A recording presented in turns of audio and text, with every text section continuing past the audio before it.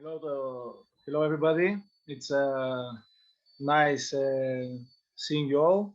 Um, I'm honored that I have been invited by Katerina, Zach, and all the people that made this 3-day event possible. Congratulations for making this happen, and also very excited and happy that more and more events are being organized on the question of climate change and the need of action on it. Because if a couple of years ago we were saying that we're at the climate change and its effects on us are at our doorstep, today we can say that it's not only on our doorstep, but it has started flooding the building. It can start putting fires, etc. As you know, this summer in Greece, we had over almost all of the January, there were non-stop wildfires all over Greece. I have heard that also in Macedonia there were some wildfires, in Bulgaria as well. But in Greece, the situation was devastating. Over 125,000 acres of land was burned down completely. And this includes also human settlements. And although the government here is very proud that there were no human life losses, except of the lives of two firefighters, but there were no civilians who died.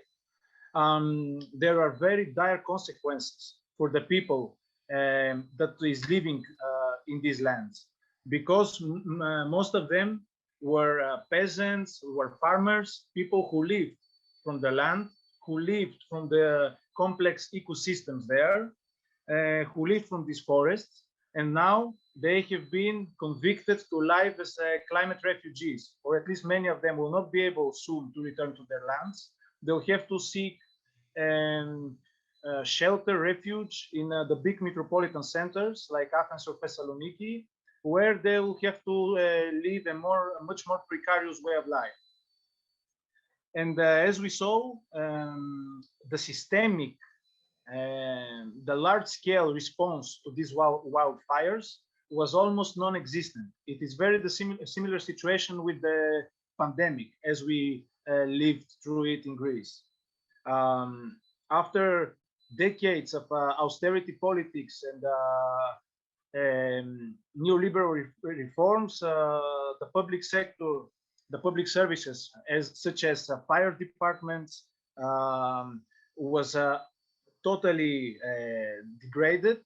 There were nearly enough firefighters to fight the wildfires, and the only thing that the state could do, as they did with the pandemic, was send their armies of police to go and evacuate villages in order to avoid the human lives, and then wait for the fire to reach to the sea and to die out there at the sea. So in a few of the places where the fire was actually put out, it was because local residents refused to listen to the state evictions. They stood there, they organized, they took fire hoses, they took their tractor machinery, because as I said, they were mostly farmers and peasants.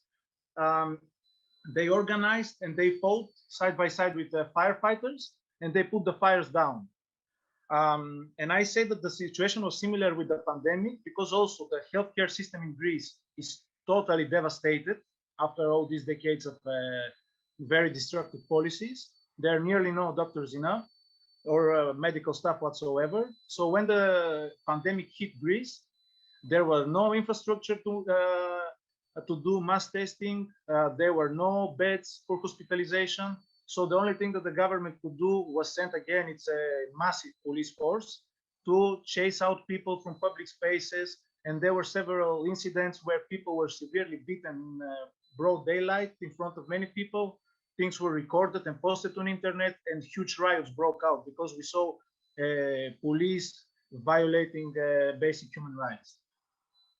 So it is clear that there is no, currently, there is no organized response to the catastrophes that are being provoked by climate change.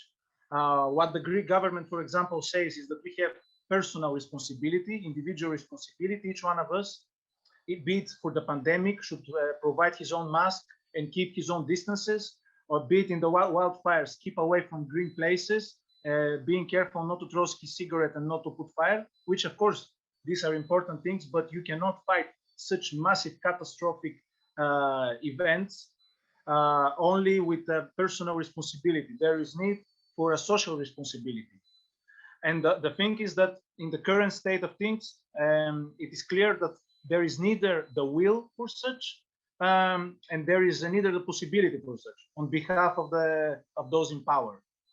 And there is also a very important book that I would suggest to you from a friend and comrade of mine, Dimitri Roussopoulou, which is called Beyond Environmentalism, and the subtitle Political Ecology, where he suggests that from the beginning of the dialogue surrounding climate change, there were countless accords, and not only climate change, also environmental crisis in general.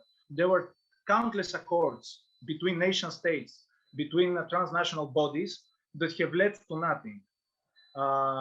They are no effect has come to this day, and this we saw in the latest IPCC report, in which we saw that the science, the climate science has matured. The predictions are much more clearer, and they are much more grimmer than we expected. We know that the things will climax quicker than we thought, and there is a need to act now.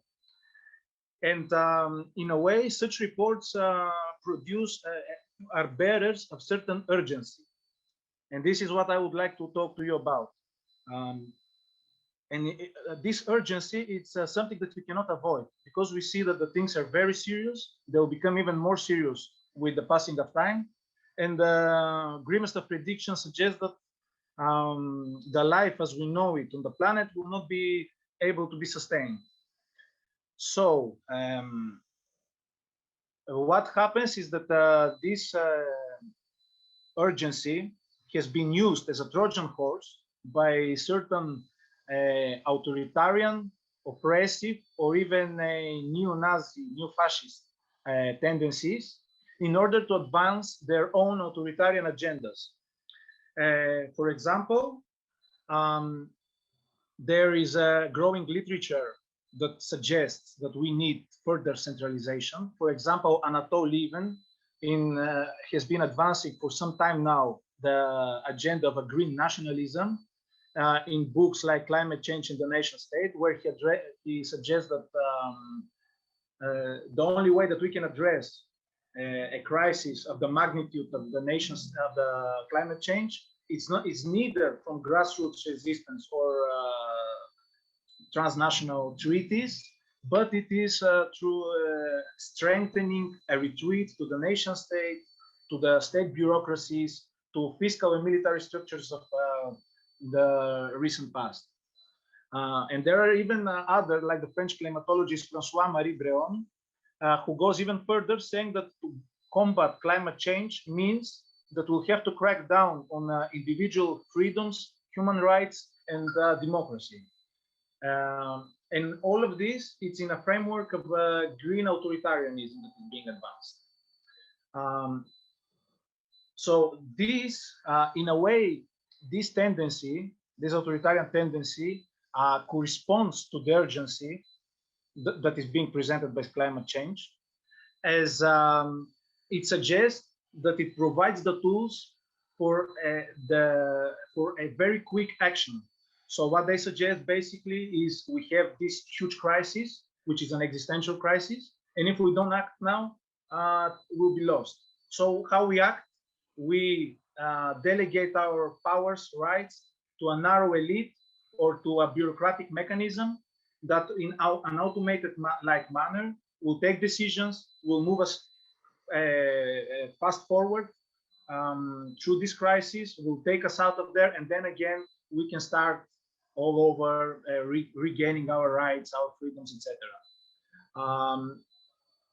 Of course, there is a huge problem with this, because it introduces to us the temporality of domination. In this temporality, there is a short-term effect, which is exactly what I described, So on short term, decisions are being taken very quickly. There is no deliberation, mass deliberation. There is no need for going back and forward with decisions to be approved by majorities, etc. Decisions are being taken like that. But also there is a other level, which is a long-term effect of this temporality of domination, which corresponds to what Paulo Virno calls déjà vu, in a sense that a past form is being copied and reproduced to the present, is being projected to the future. In a sense, what we had yesterday is being reproduced today, and it's the only possible choice for the future. So the state of the past, the state bureaucracies, the nationalism becomes our present, and it becomes also our future. Nothing is allowed to change. In this sense, we have, for example, electoral spectacles. We see that some faces of politicians fell down, new ones are erected. But what we feel is that things never really change. The basic oligarchic structure of the system remains the same.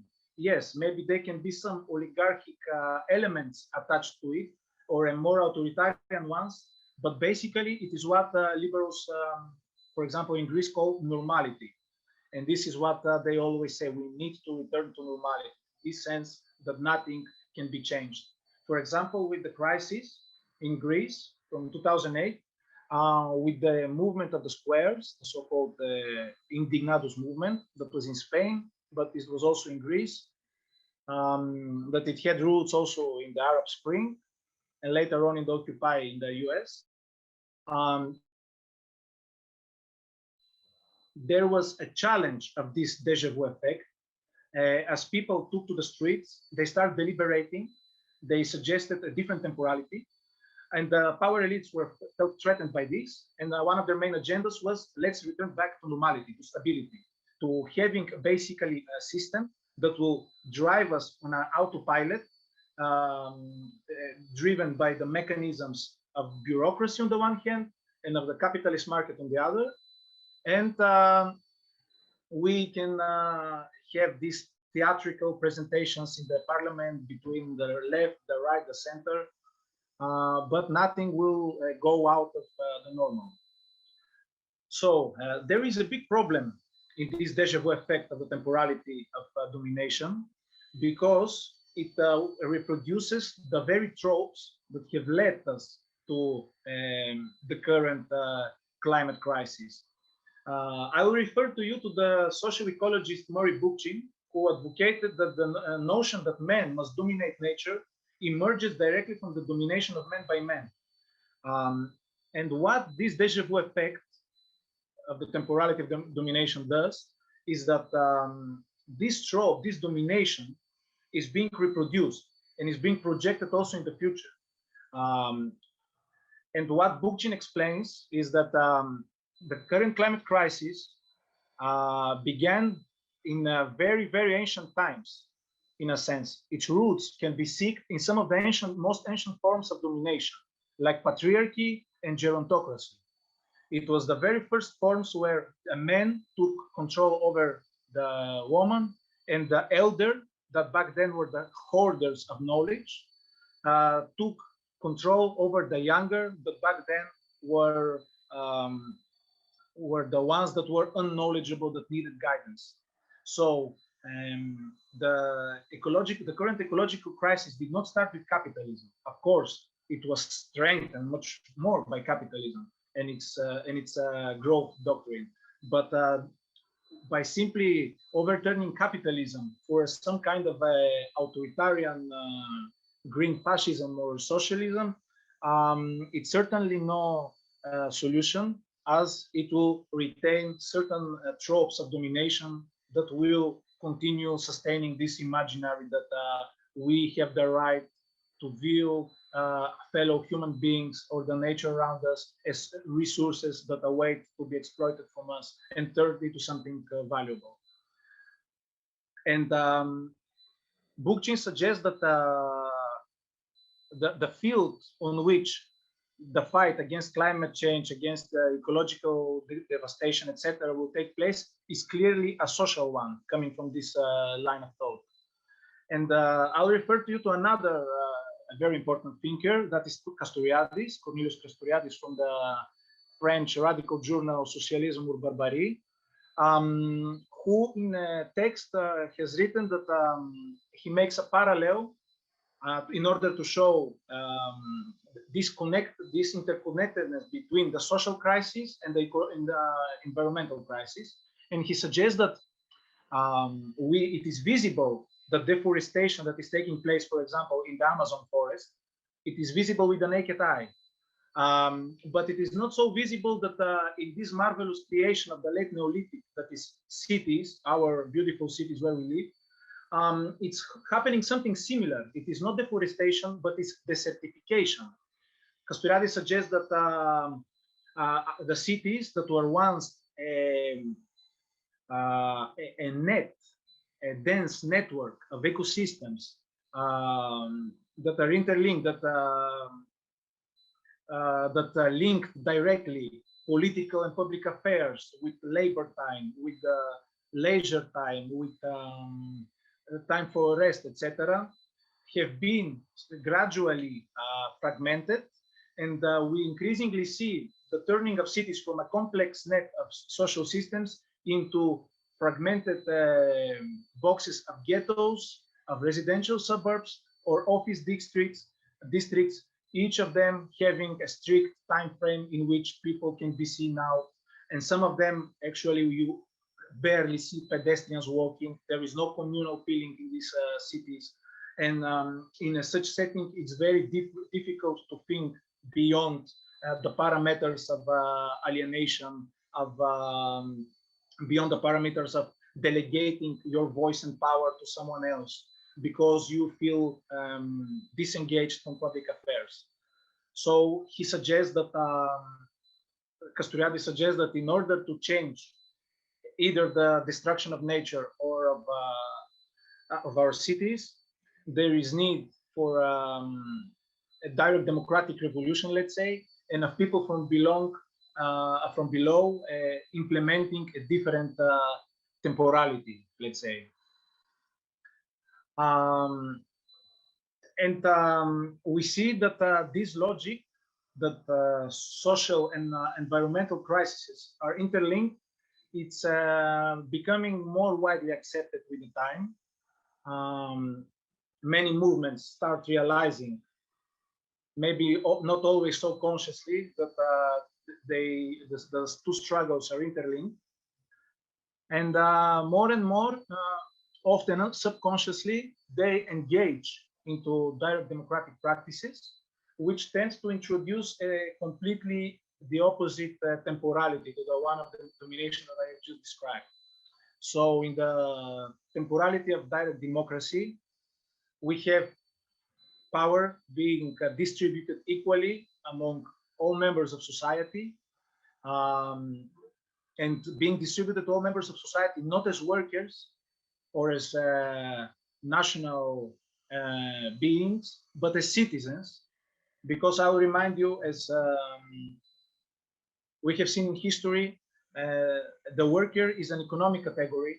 It is a category that is created by the nation-state capital complex, while the citizen is a being. It is something that you do.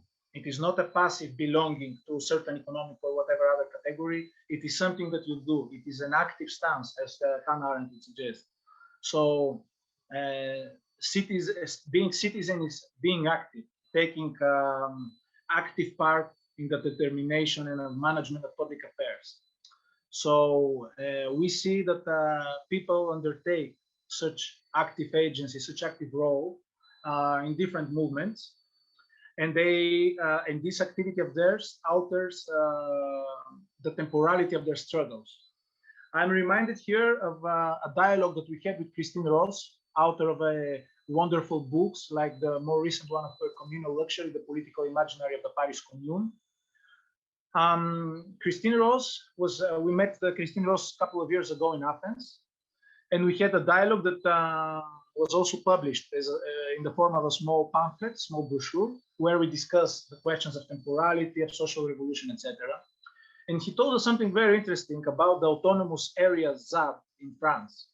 Maybe you are familiar with it, where a struggle against the new airport gradually turned into the protesters going and leaving the protest site, actually inhabiting the struggle, and the struggle go from resistance to a measure, to a project, into defending an inhabited zone. So what she told us is that she went a couple of times to the ZAD. The first time she was invited to speak, the rest of the time she went there on her own, because what she said, she liked very much how time moves there. She says that, of course, being an autonomous small zone within a country like France does not completely make you independent from the state or from the profit motive that runs society, but it still introduces some very interesting things. In a sense, she describes that in their everyday life in the ZAD, there are many disturbances, let's say, to the everyday routine. So everyone in the morning goes to work, but like she say, suddenly someone will come and he say, hey, I need help with the horses, or hey, there is a demonstration, we need to write urgently a text to what the Macron government is doing. And so she describes a kind of prolongedness of the everyday life. Instead of being pushed by a time clock in a bureaucratic manner that you have to do your quota, you have to do that, this or that, or being part of a precarious society where you, in a neurotic kind of way, have to jump from one work to another in order to be able to barely sustain yourself. There, you have a certain sense of leisureness, even in most mundane tasks, because exactly all these tasks are being managed by the community in an autonomous way, and people collectively are able to shape over and over, to reshape their everyday temporality.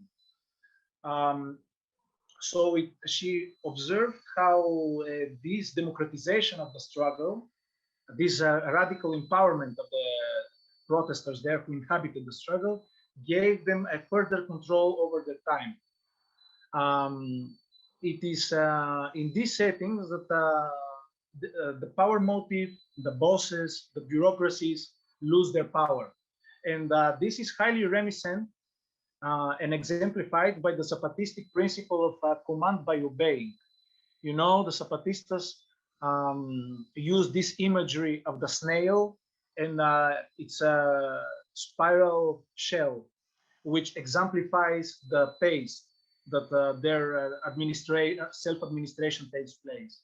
So they move slowly, like the snail, but every step that they take is well thought.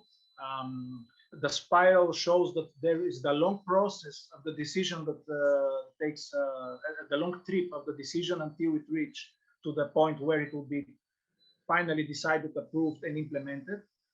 Because in the municipalities of the Zapatistas, decisions are being made on the communal level, then they go to municipal level, then they are returned back for reapproval after commentaries of the other delegates, and then again is being resent, and finally a decision is being taken.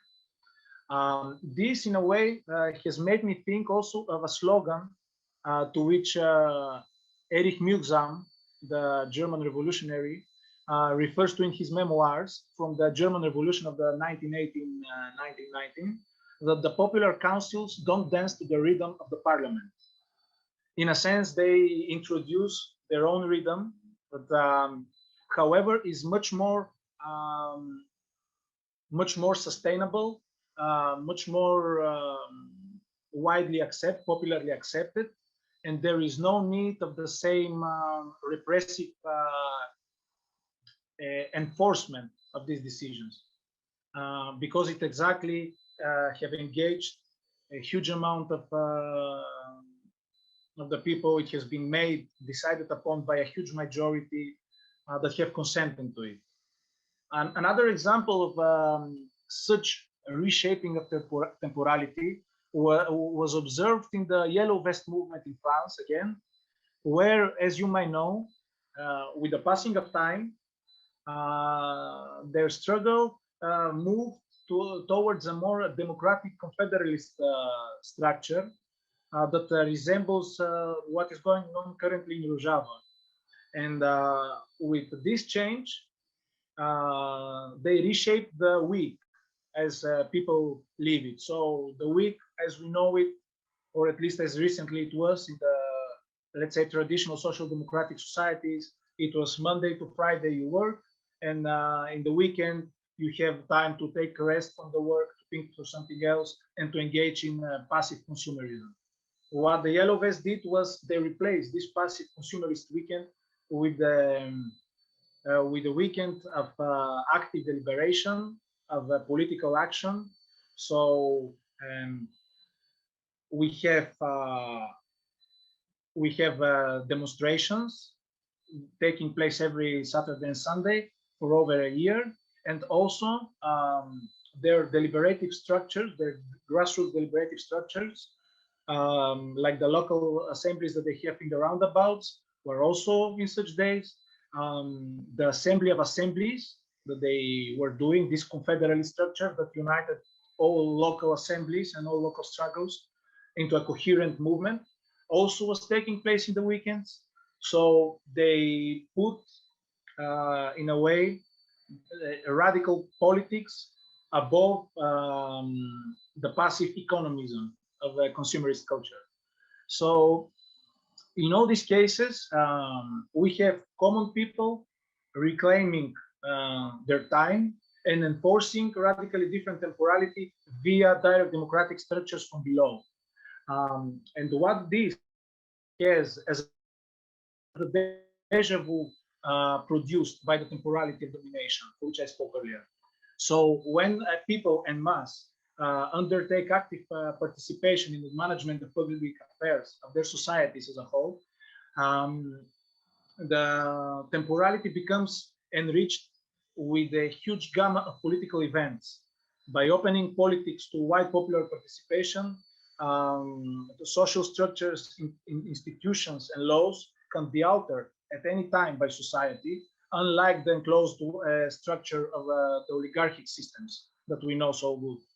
In this sense, the temporality of direct democracy resembles the temporality of a revolution, as it opens the future for, let's say, it brings the future back to the table of deliberation. No longer the past is being projected into the present and into the future. The future becomes open. Actually, a multiplicity of futures are being created. Obviously, not autonomous from what the present is, as there is still the social imaginary at play, but there is a certain radicalization of the social imaginary that begins understanding the history as a creation, as a human creation. It understands that the human beings are not passive viewers or passive passengers on a trip, but they are actually all together in the driving seat, and their active stance or their passivity will play a key role in the determination of what is to come. So after all these considerations, we come to the question: what is to be done then? Shall we take our time and don't care for what is going on around the world as a result of the climate crisis? Most certainly not. We are in agreement that things are dire. Decisions are needed right now, right here. What is important is, first of all, that we realize that the speed that we need to act is not into finding a mechanism that will take very quick decisions, but it is making the vast majority of people around the world realize that we cannot continue in the same way as we did before. And this includes also searching for fast-paced solutions. What we need is to realize right here and right now that we cannot count on dominance-based authoritarian solutions. It is this logic, this imaginary that has left us to where we are right now. What we need instead is a dialogue. It is initiating struggles or strengthening struggles that already have came to terms with this realization, that are advancing dialogue, that are advancing social coherence and cohesion, that they promote democracy. And because ultimately it is these forms of direct democracy and radical social empowerment that hit at the root of the crisis, which is domination. By realizing that we cannot exploit our fellow human beings, that we're all equal, we will come to terms also that we are not masters of our environment. We are stewards of it. We need a symbiotic relationship with it and not one of domination. And this necessarily moves into rejecting the past forms of domination. That is being technocratic elites and technocratic institutions, hierarchical nation states.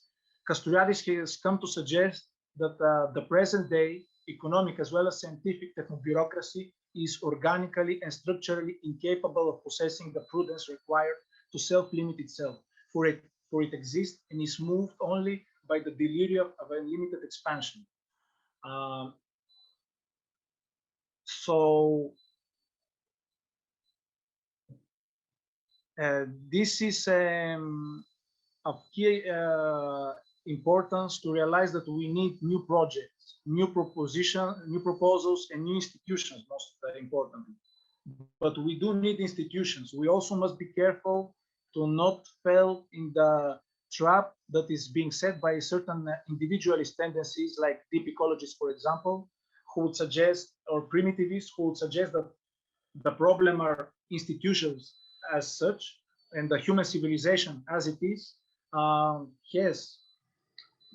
responsible for the ongoing environmental ravagement of the planet, and we have to put an end to civilization. We have to return back to hunter-gatherer societies, and it is often that such tendencies will cheer for deadly plagues and diseases ravaging the African continent, for example, or other third world countries in other continents, will cheer for the impoverished, or will put the blame on the poor. Like I'll remind you the craze surrounding the book The Population Bomb, where the author described his trip in a taxi in India, in Mumbai, where he described that he saw so many people everywhere living in dirt, begging, shouting, fighting with each other. And he says that this is the human factor, this is what overpopulation looks like, and it's this the driving force before of the destruction of the planet.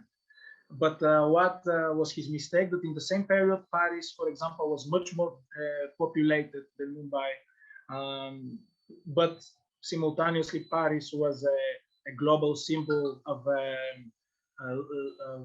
elegance, of civilization, etc. So what his mistake was mixing poverty, a human-induced poverty on certain people, with blaming people as such, or blaming human nature as such. So the problem is not that we live in societies, that we live under certain imaginary institutions. We create languages, we create relationships with each other, etc., and we, in a way, institutionalize them. It's not this the problem, is the problem that certain institutions have taken over that produce such attitudes like domination, like exploitation and oppression. And this also comes to suggest that ecology, which is one of the struggles and one of the words that will play a very important role in the years to come, already is a central word, must be understood as a political issue and not as a scientific one. This, as you know, there are still many voices who suggest that what we need in order to address the climate crisis is technological innovations in order to fix it, and not political solutions. This comes as a direct continuation of one of the ancient forms of hierarchy that I spoke about, gerontocracy. It is no longer the elder who dominate, but in the contemporary imaginary, it is the most knowledgeable. It is the same. The elder rule because the way that they pass knowledge was through oral tradition. So supposedly the elders were the ones that have hoarded most knowledge. And so today also we know that the experts are and the technocrats are the ones that have the most knowledge, and it is up to them to find solutions, and all the rest we are unable to do so. And for example, in Bulgaria recently, it has become very widely spread the idea by conservative circles that in order to fix all the crises around us, we need an educational sense. That is to have certain educational background in order to be allowed to participate in elections, for example, to be able to vote. And this has been advanced exactly in the same logic that you cannot let the peasantry from the countryside to participate in elections on equal terms with the well-educated metropolitan classes. So we have to be very careful with this analysis. Science, it's a very good thing, but the work of science, as Castoriadis has also reminded us time and time again, is not to provide it's not to provide so much strategies, but to provide solutions to answers. If we ask scientists to find us the best way to destroy the planet, they will come with several solutions to this, to several answers. And this is not a bad thing. It's what science should do. It is a political, whether a political question, what comes after, what we'll do with these solutions, to what we will agree, to what we'll agree to abandon, to set aside, to forbid. And ultimately, what we face today is of a political character. We have a burning and flooding planet at the same time, a planet that is increasingly hostile. And we have to get our heads together and to find not the best technology, but to use the technology that we have already, and not to put the blame on the poorest or the most marginalized for all this. Because I remind you, in the 70s, if I'm not mistaken, the government of Indira Gandhi in India proceeded to the forced sterilization to huge amounts of poor populations, and this had no effect or whatsoever on in the following years on the environmental situation in the country. By simply putting the blame or getting rid of the poorest of the populations to the most marginal ones will not get us nowhere. It may prolong the disaster, but it will be still there. And the same with technology. Even if we implement solar or wind power in the way that green capitalists has been doing it for many years now, we only delay the problem, as many movements in Greece, ecological ones, have been fighting against this industrial approach to renewables that tend to destroy local ecosystems by creating huge wind farms on mountaintops, destroying thousands of acres of ecosystems, of forests, etc., destroying local sustainable ways of life, and forcing people to move to a more precarious ones in the metropolitan centers. And finally, it is a question of urban regeneration. With the beginning of the financial crisis in Greece, many activists saw in the countryside the solution to the crisis, moving away from the precarity of city life, moving to their villages, repopulating them, creating close-knit communities, living in a semi-sustainable way, producing much of your food, etc. But this is most certainly not the solution. It is most certainly not a solution to try to avoid, to escape the problem, because as we saw, climate change, global warming, and generally, more broadly speaking, the environmental crisis does not recognize borders.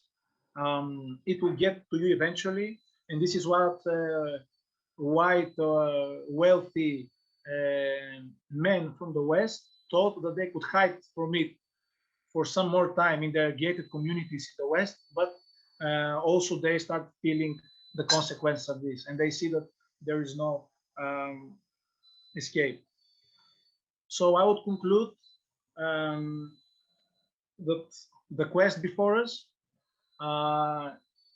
is abandoning the tropes of the past, retaining certain germs that were created from below, from social movements, from communities that are in struggle, that defend, and finding a solution as soon as possible in which will advance a feminist values such as participation, solidarity, symbiosis, and we will directly tackle the machist ones that dominate the world today, that are oppression, domination, etc. So, yeah, so I conclude here, and I suggest we, because they passed like 15 minutes, so we can have a break, and then we move on with the discussion. So there is a feedback from the consumers. So there is a relationship between the consumers of the goods, but also reflection by these consumers in their right as citizens, in the sense a more holistic response. For example, some of these assemblies get back to the worker assembly and said that, look, we are concerned with the situation with the environment, so we would like you to move on, putting aside the chemical products and trying to put an emphasis on a more ecological production. And so a view may move to 100% like environmentally friendly production. It was because of these citizen assemblies that were beyond the factory. The problem with many of these collectives and cooperatives is that they somehow view more narrowly only the economic aspect. VMA was an exception from this. And I think this is very important, that like with the question of time that you pose, it moves beyond the workspace. When you speak of time, you necessarily speak of the whole experience that we have in everyday life.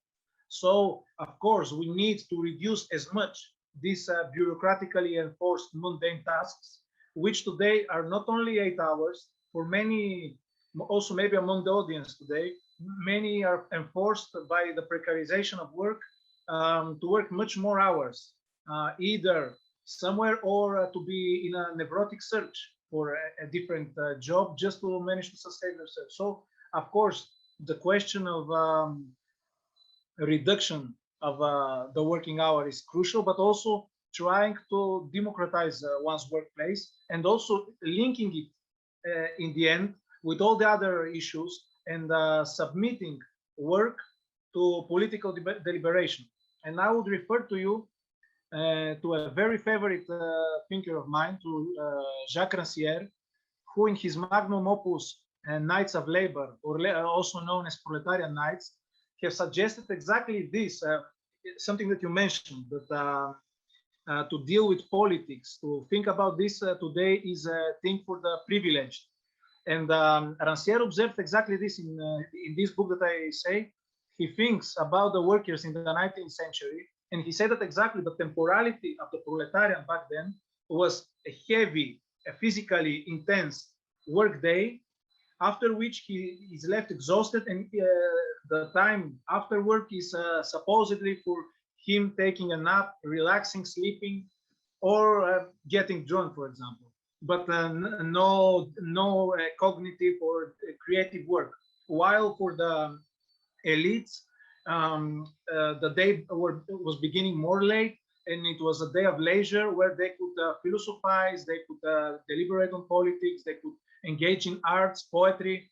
And what Rancière suggests is that in revolutionary experiences like the Paris Commune or other such experiences, what was the most revolutionary was not the barricades and the clashes between the rebellious multitude and the forces of the elites, because this is supposedly something, a more much is something strong that corresponds to the identity of the proletariat. No, what Rancière suggests was the most revolutionary was that they refused this temporality that was enforced on them, and instead of sleeping after work, they were engaging in poetry, they were engaging into arts. Many of them were turning the barricades that they were doing into art installations with cases of common arts, putting as artists back then were putting on paint. Catil Ment was a supporter of the regime, and he was unsympathetic to the common arts, who was saying that we need to get back to normality because the shoemakers start doing art. Because it was so crazy, it was this Platonic idea that everyone has to have his fixed place in society and must be careful not to go out of it. And the biggest crime of the common arts was that they start doing the shoemakers or bricklayers, dared to write poetry, dared to think politically, dared to engage or even turn their own arts into their own craftsmen into art. So I think it's a extremely crucial issue also today. Hi, Yavor. Thanks for the talk. Nice to meet you via screen after we've interacted online for some years. Glad to have your participation. I just wanted to, I don't know, investigate a little bit more this kind of tension between citizenship on the one hand and class identity on the other that I think is there obviously in Bookchin's work. And I mean, he's obviously, you know, privileged the political realm of citizenship as a place for coming together, as you said, trying to divest from our particular class identities and striving for a more universal universal common interest. And I think that's, you know, there's a lot of important truths to that. But on the other hand, I think there's also some limitations to that as well. And one of the, and I think this is something we've at the Institute for Social Ecology in recent years been trying to think together, you know, more Marxian class analysis alongside libertarian municipalism. And, you know, how do we reconcile or think through, you know, striving for like getting beyond to think about a common interest, but also realizing that we're still embedded in certain social positions and you know, our relationship to the economy, our relationship to whiteness, our relationship to gender, et cetera, all these things that sometimes I think in Murray's work is a little bit premature that we jump into that, you know, and as if we, you know, we can so easily divest. But I have a very concrete example. I'd be curious to hear yours and other people's feedback on. So in 2016, just a few weeks after Trump was elected, a group of mostly libertarian municipalists in Seattle formed a group called the Greater Seattle Neighborhood Action Committee Coalition. And, you know, the idea was basically to create a grassroots network based in neighborhood assemblies, very directly democratic, to oppose Trump, to oppose the travel ban, and to kind of, you know, use that mobilization to especially radicalized liberals, which, you know, Seattle's a very liberal urban city, and to kind of like channel it into more of a confederalist or communalist type politics. And it was initially successful in getting people, you know, out there and energized and engaged. But what seemed to happen over time was that this focus on like neighborhoods and on the kind of abstract citizen had a way of obscuring the very real class relations that were taking place, that depending on what neighborhoods, what basically happened was the leadership of these groups or who became the most dominant voices were these upper middle class, mostly white Seattleites who spoke from positions of immense class privilege and were, very blind to capitalism. And they tended to kind of fall back on the language of democracy and citizenship as a way to obscure the fact that, they were arguing against more socialist politics and policies. So this was a very, I wasn't directly involved. I lived across the pond at that time, but, I was keeping close tabs with comrades, and they were, it was really something they had to grapple with in terms of what does this mean for our political praxis and our political vision if liberals were able to, in the end, quite easily co-opt this by speaking the language of citizenship and kind of using that to not discuss capitalism, to not discuss class. So I'm curious if you have thoughts on those tensions. Thank you. I think this is one of the questions among social movements worldwide, here in Greece as well. Look, I'm coming from like class reductionist. One of my first political organization when I was involved was like a traditional anarcho-communist class reductionist organization. And it was the first time that I experienced this limitation of viewing the world in narrowly economic terms. And in a sense, it was what Christine Ross suggests when she said that when you begin with the state, you end up with the state. So once again, if you begin like with your economic interest, with your class interest, you end up still with that. You in a way, your visionary thinking will be limited by this. So over the years, I have moved on to other type of organizations that were more aligned with Bookchin or Castoriadis or Hannah Arendt's thinking into a more universalist, a more participatory concept of citizenship. And I think that this is a struggle that must be given. I don't think that we need to move backwards to reinvent class or to infuse it strongly into our movements. I mean, of course, we must realize, we must have in mind where we are now and in what conditions we live. And the fight for better working conditions is, of course, immensely important.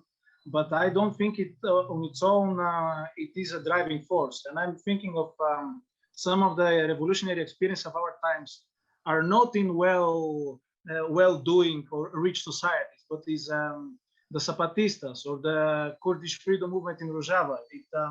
It is also a dialogue that I have with Bulgarian leftists who say that, no, we need to increase the living conditions in order for revolution to take place. And I'm saying that it's not that I'm against increasing the conditions, but I don't think it's necessarily a step for people to revolutionize and go out on the street. And what we saw, for example, in these huge mobilizations that followed the economic crash in Europe, in Middle East, after the 2008-2009, and occupying the US was these diverse multi-communal movements getting together and trying to reinvent democracy, of course, with huge limitations, as you say, because we still operate within the social and individual imaginary of our time.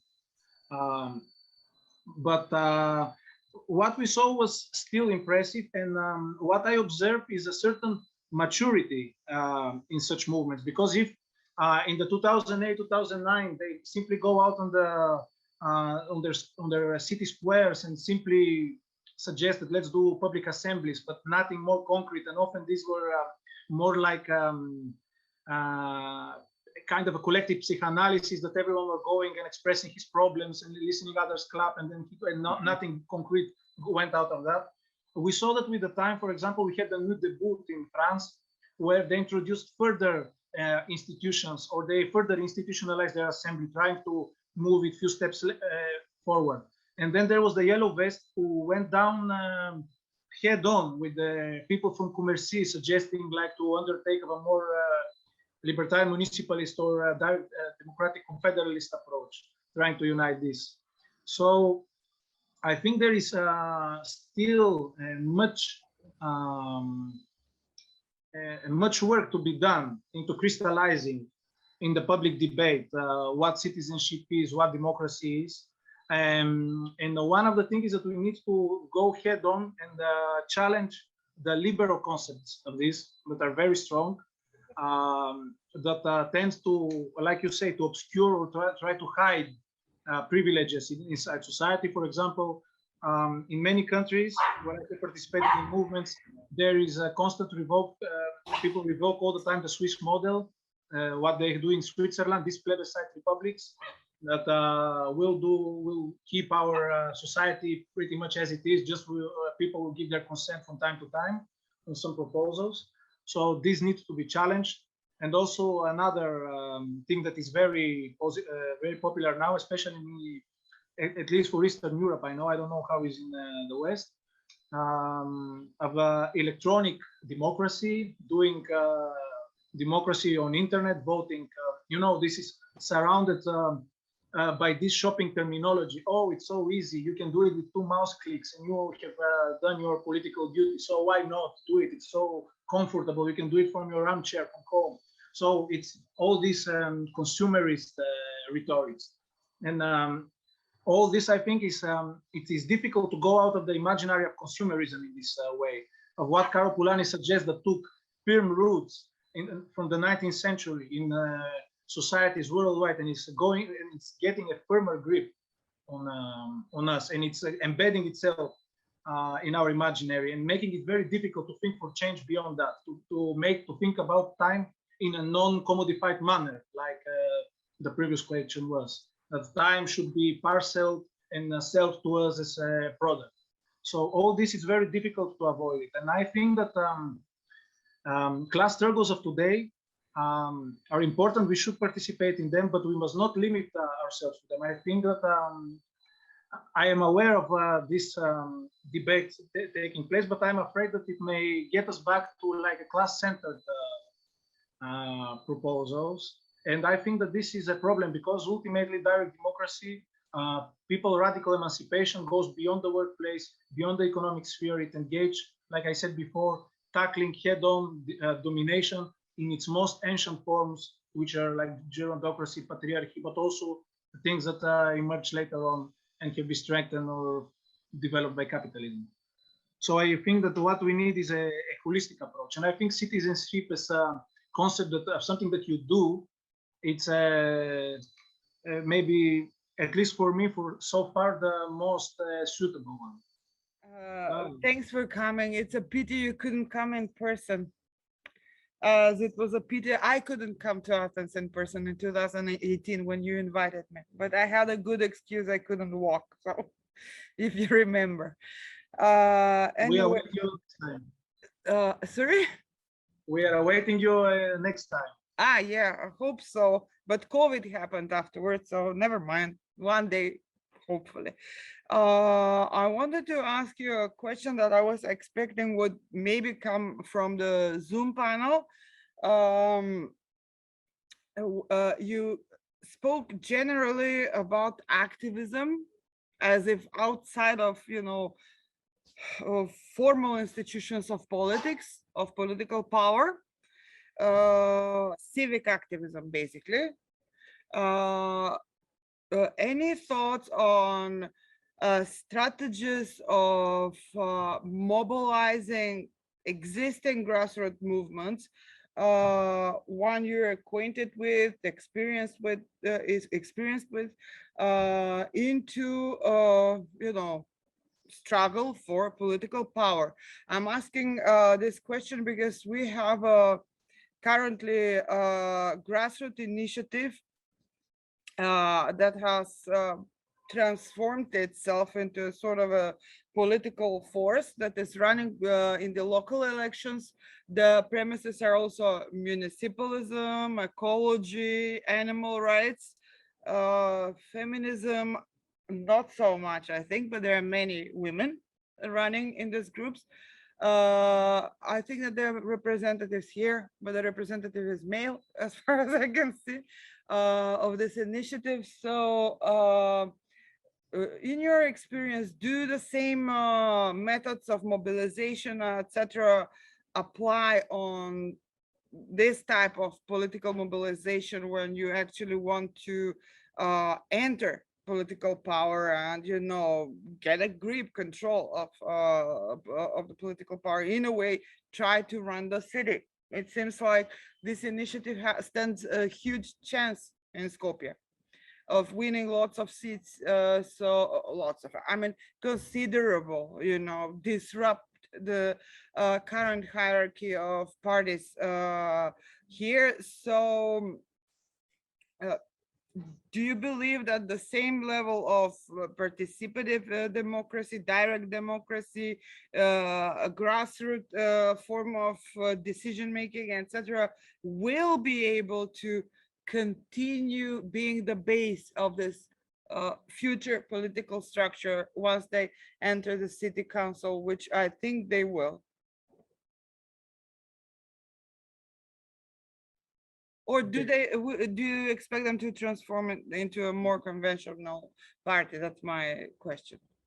Thank you for this question. So I have never lived close or have lived within such an effort. So, but I have read criticism, for example, by Barcelona and Comu in Barcelona, in Spain. This was an initiative, a grassroots initiative that was based on squatted buildings of social movements that had this long struggle, that they were grassroots. So they decided by grassroots deliberation to try to get also the city hall and to impose certain changes that to be in favor of their intersectional struggles. And there was nothing wrong with that so far. The thing is that what I have read as criticism is that nowadays such municipal councils are kind of a caricatures of national governments. They are highly bureaucratic. They, in a way, have their own inertia. So it's very difficult to enter inside and to initiate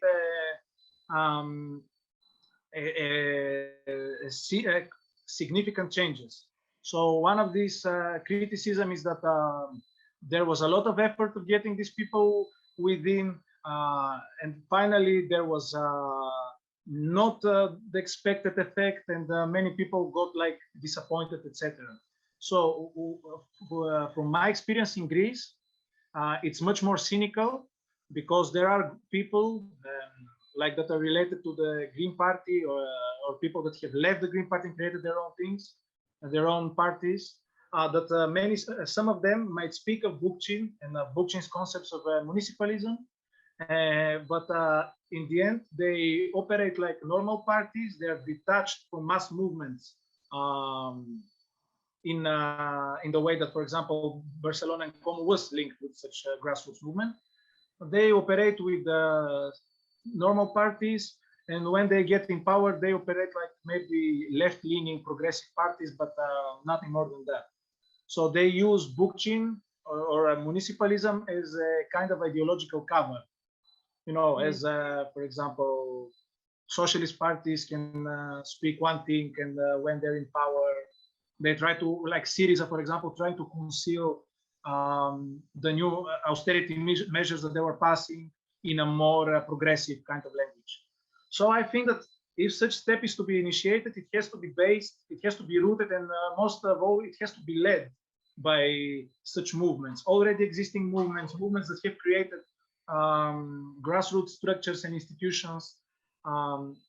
Otherwise, I don't see any meaning in it. And I want just to add that there is